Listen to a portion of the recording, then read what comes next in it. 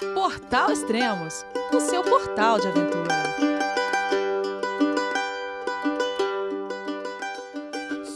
Bom dia, boa tarde, boa noite, bem-vindo a Extremos, o seu podcast de aventura. Eu sou Elias Luiz e hoje seguimos nossa série especial sobre Reinhold Messner, o maior montanhista de todos os tempos. No último episódio, subimos o Everest com ele, em 1978, sem oxigênio, e em 1980, solo, desafiando a ciência e os limites humanos.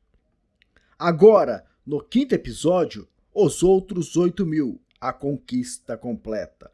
Vamos explorar os picos restantes da sua jornada épica para escalar as 14 montanhas acima de 8.000 metros. Concluída em 1986. Do Nanga Parbat ao Lhotse, com destaque para o temido K2. Essa é a saga de um homem que transformou montanhas em histórias. Prepare-se para uma aventura pelos confins do Himalaia e do Karakoram.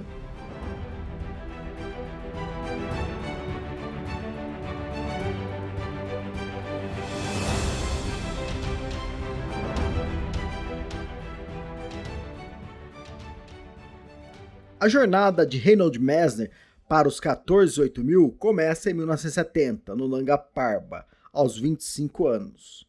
Ele escala a face Rupal, a maior parede vertical do mundo, com o irmão Gunther, mas a tragédia da descida pela face de Amir marca o início com sangue e perda. É o primeiro dos 14, conquistado no estilo alpino, sem oxigênio, mas a um custo que ele nunca esquece. O Nanga Parbat foi o começo de tudo, mas também um peso que carrego para sempre. Depois de 1970, Messner poderia ter parado, mas a dor o impulsiona. 2 anos depois, em 1972, ele enfrenta o Manaslu, no Nepal, com 8.163 metros de altitude. Aos 27 anos, lidera uma expedição pequena, subindo pela face sul em estilo alpino. O cume é alcançado em abril, mas a descida traz outra tragédia. 2 companheiros, Franz Jaeger e Andy Schulich, morreram numa avalanche. Messner escapa por pouco, mas a culpa volta a assombrá-lo. É o segundo pico e já mostra o preço brutal dos 8.000. Ele segue, determinado a transformar perdas em propósito, mas o Manaslu deixa cicatrizes profundas.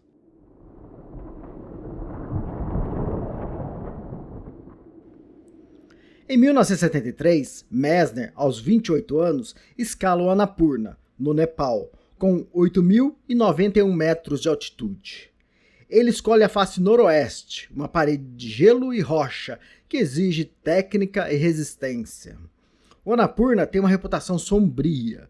Foi o primeiro 8.000 escalado na história, em 1950, mas a um custo alto. E Messner já havia enfrentado perdas lá em 1970, quando 2 amigos morreram numa tentativa anterior. Desta vez, ele lidera uma equipe pequena, subindo com cordas fixas mínimas e sem oxigênio. A escalada é marcada por nevascas constantes, com temperaturas caindo a menos 30 graus. Em maio, ele alcança o cume, mas a vitória é agridoce. O Annapurna me ensinou que a montanha sempre cobra seu preço. É o terceiro pico, e a memória dos amigos perdidos o acompanha na descida. Em 1975, aos 30 anos, Messner mira o Gasherbrum 1, no Karakoram, Paquistão, com 8.080 metros de altitude. Ele escala com Peter Abler e juntos provam o poder do estilo alpino nos 8.000.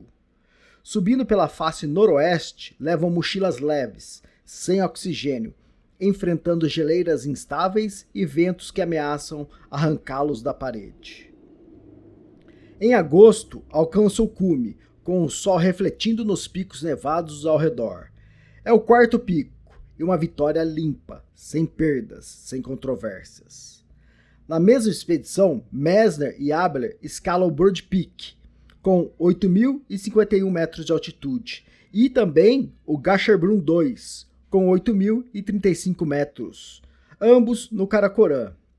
O Broad Peak é uma ascensão rápida, mas técnica, com encostas de neve profunda que esconde crevasses. O Gasherbrum 2, por outro lado, é mais tranquilo, com uma rota menos exposta, mas ainda desafiadora pela altitude. São o quinto e sexto picos, conquistados em sequência, mostrando a eficiência do estilo alpino. No Gasherbrum, mostramos que o estilo alpino é mais que uma teoria. É o futuro. Essas conquistas reforçam sua visão, preparando o terreno para desafios maiores. Messner está no auge físico, mas sabe que a cada 8.000 é uma roleta russa. A montanha decide quem vive. Em 1977, Messner, aos 32 anos, enfrenta o Dhaulagiri, no Nepal, com 8.167 metros de altitude, o sétimo pico. Ele escolhe a face nordeste, uma rota técnica com paredes de gelo e rocha solta. O Dhaulagiri é conhecido por seus ventos ferozes, e Messner enfrenta tempestades que o forçam a esperar dias no acampamento alto, a 7.500 metros, com suprimentos escassos. Em maio, ele e sua pequena equipe alcançam o cume, enfrentando temperaturas de menos 35 graus Celsius e uma visibilidade quase nula. A descida é tensa, com o risco de avalanches constante, mas ele retorna ileso. É uma conquista que testa sua paciência e resistência, mas também solidifica sua reputação como o mestre dos 8.000. Em 1978, antes do Everest, Messner retorna ao Nanga Parbat, escalando o solo pela face de Amir, sua segunda vez nesse cume, agora sozinho, sempre sem oxigênio, em julho. Embora já contado como seu primeiro pico, essa ascensão é um marco pessoal, uma forma de enfrentar os fantasmas de Gunther. Ele sobe em apenas 3 dias, movido por uma mistura de memória e determinação, e desce com um peso aliviado, mas nunca apagado. O Everest, com 8.848 metros, vem em 1978, sem oxigênio, com Peter Abler, e em 1980, solo, o 8º pico, como vimos no último podcast. Messner já tem 8 dos 14, e sua reputação cresce. Ele não está apenas somando picos, está redefinindo o que significa escalar no limite, cume a cume. Escalar o Everest sem oxigênio foi como tocar o limite da vida. Em 1981, Messner, aos 36 anos, escala o Shishapangma, no Tibete, com 8.027 metros de altitude, pela face norte, em estilo alpino. É o 9º pico. O Shishapangma, o menor dos 14, é uma montanha isolada, com longas caminhadas de aproximação e um platô traiçoeiro antes do cume. Messner sobe com uma equipe pequena, enfrentando nevascas que reduzem a visibilidade a poucos metros. Em maio, ele chega ao topo, com o vento uivando ao seu redor e a descida tranquila, uma raridade nos 8.000. Ainda em 1981, ele enfrenta o Makalu, no Nepal, com 8.485 metros de altitude, o 10º pico. O Makalu é uma pirâmide de gelo, com encostas íngremes e expostas. Messner escolhe a face nordeste, uma rota perigosa, com risco constante de avalanches. Durante a escalada, uma tempestade o pega a 8.000 metros, com ventos de 100 km por hora e temperaturas de menos 40 graus. Ele e sua equipe se abrigam numa fenda de gelo, esperando 48 horas até o tempo melhorar. Em outubro, alcança o cume, mas a descida é um teste de sobrevivência, com Messner guiando o grupo quase às cegas. O Makalu me lembrou que a montanha sempre tem a última palavra. É uma conquista que quase o mata, mas também o fortalece para as próximas conquistas. Em 1982, aos 37 anos, Messner sobe o Kanchenjunga, o terceiro maior do mundo, com 8.586 metros de altitude, no Nepal, com Hans Kamelander. O Kanchenjunga é uma montanha sagrada, com 5 picos distintos e um clima imprevisível. Messner escolhe a face norte, uma rota complexa, com geleiras instáveis e paredes de rocha solta. Durante a escalada, ventos de 80 km por hora arrancam tendas do acampamento base, e uma nevasca os força a esperar dias a 7.800 metros de altitude, com os suprimentos acabando. Em maio, ele e Kamelander alcançam o cume, mas a descida é marcada por um deslize de Messner, que cai 10 metros numa crevasse, escapando por pouco. É o 11º pico e uma prova de sua resiliência. Ainda em 1982, Messner enfrenta o K2, a segunda maior montanha do mundo, com 8.611 metros de altitude, no Karakoram, conhecido como Monte dos Montes. O K2 é mais perigoso que o Everest, com encostas íngremes, clima instável e uma reputação de matador. Messner escala pela Rota Abruzzi, com uma equipe pequena, incluindo Nazir Sabir e Sher Khan, mantendo o estilo alpino, sem oxigênio, sem grandes apoios. A escalada é brutal. Eles enfrentam nevascas diárias, temperaturas de menos 45 graus Celsius e o risco constante de avalanches.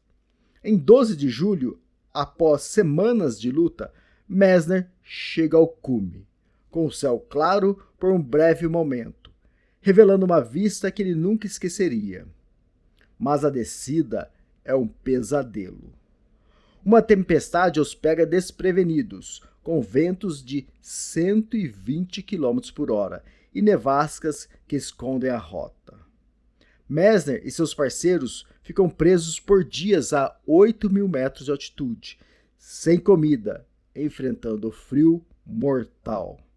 Ele guia o grupo com instinto, usando sua experiência para encontrar o caminho, mas admite depois que esteve a um passo da morte. O K2 me mostrou que até os mais fortes podem quebrar. Messner sobrevive, mas o K2 deixa uma marca profunda, um lembrete de que a montanha sempre pode vencer. Em 1983, Messner, aos 38 anos, escala o Choyu, no Nepal, com 8.188 metros de altitude, pela face oeste, em estilo alpino. É o 13º pico. O Choyu é considerado um dos 8.000 mais fáceis, mas ainda exige resistência, com longas caminhadas de aproximação e um cume exposto a ventos gelados. Messner sobe com uma equipe pequena, enfrentando temperaturas de menos 30 graus e nevascas leves. Em maio, ele chega ao topo, com o Everest ao fundo, uma visão que o conecta à sua conquista de 1978. A descida é tranquila e Messner sente que o fim está próximo. A última montanha é o Lhotse, com 8.516 metros de altitude, vizinho ao Everest, no Nepal. Em 16 de outubro de 1986, aos 42 anos, Reinhold Messner e Hans Kamelander alcançam o cume pela face sul, sem oxigênio, em condições brutais. O Lhotse é um desafio final digno. A face sul é uma parede de gelo e rocha, com inclinações de até 70 graus e risco constante de avalanches. Messner e Kamelander enfrentam uma tempestade a 8.300 metros de altitude, com ventos de 90 km por hora e temperaturas de menos 40 graus Celsius, forçando-os a esperar 36 horas numa tenda minúscula antes do ataque final. Quando chega ao cume, o céu está claro e Messner olha para o Everest bem próximo deles. É o 14º cume dos 14.008.000. É o final. Ele completa a saga iniciada no Nanga Parbat 16 anos antes, tornando-se o primeiro a escalar todos os 8.000 no estilo alpino puro. No Lhotse, eu não conquistei as montanhas. Elas me conquistaram. Ele para no topo, exausto, mas inteiro. Um marco na história. Messner olha para trás, para os 16 anos de luta, perda e triunfo, e sabe que alcançou algo que parecia impossível. Messner não estava sozinho na corrida pelos 14.008.000. Jerzy Kukuczka, um montanhista polonês, começou em 1979 e avançou rápido, às vezes usando oxigênio, mas abrindo rotas novas e desafiadoras. Em 1986, quando Messner termina no Lhotse, Kukuczka está a poucos picos de completar sua própria lista. Ele finaliza em 1987, apenas um ano depois, mas com estilo diferente. Kukuczka priorizava rotas inovadoras, enquanto Messner focava na pureza do estilo alpino. A mídia transformou isso numa competição, mas Messner sempre rejeitou a ideia. Não era uma competição com Kukuczka, mas comigo mesmo. Para Messner, os 14.008.000 era uma jornada pessoal, não uma corrida. Ainda assim, sua conquista em 1986, sem oxigênio e no estilo alpino, é vista como a mais pura, um padrão que poucos alcançariam. Os 14.008.000 em ordem cronológica conquistada por Messner. Nanga Parbat, 1970. Manaslu, 1972. Annapurna, 1973.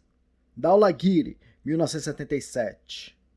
Gasherbrum 1, Broad Peak e Gasherbrum 2, 1975. Everest, 1978. Shishapangma e Makalu, 1981. Kanchenjunga e K2, em 1982.